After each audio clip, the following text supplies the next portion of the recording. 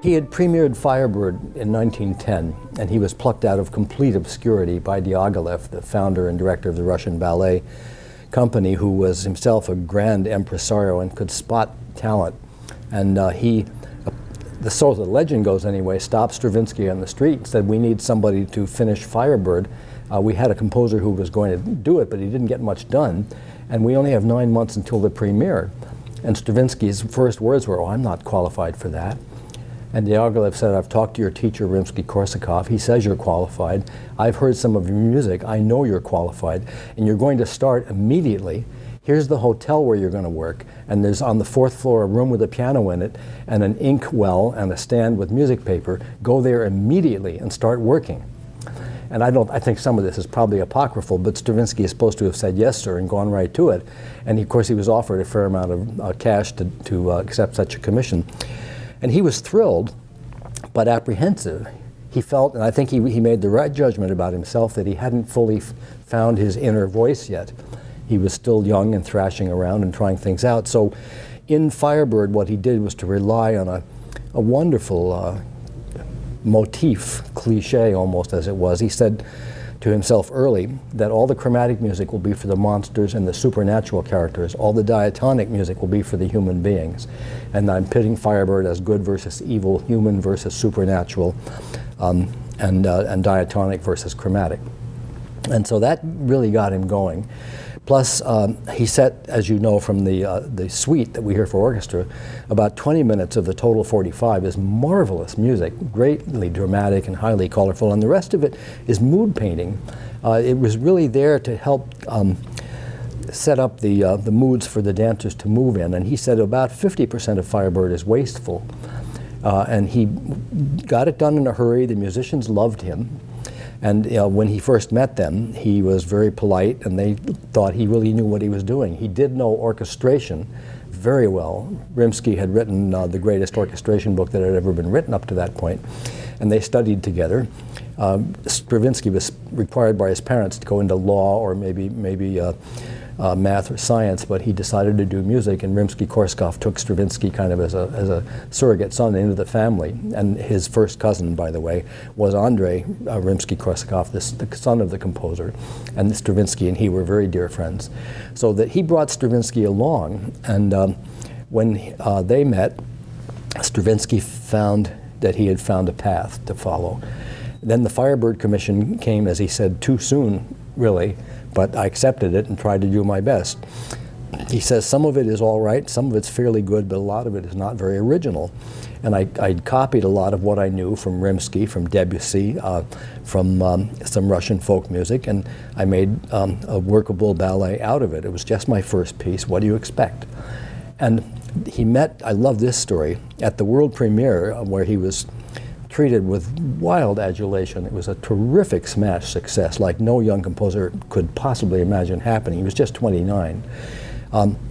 He met Debussy afterwards, and they were still cheering for Stravinsky and who is this genius and everything. And he and Debussy met, and he was on edge to see what Debussy thought, whom he respected very much. And they met at the premiere of Firebird right after the concert.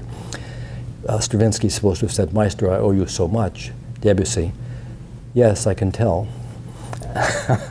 And then after that, Stravinsky, humble, "Well, please, I know it's just my first piece, and you must take that into account, but just tell me what you thought. Are there some virtues for you or some liabilities? Can you give me your reaction?" Well, one must begin somewhere. So much of Stravinsky's life, he hoped to recover a little higher favor from Debussy, and he always approached him with warmth and respect, and I think they had a kind of a workable relationship.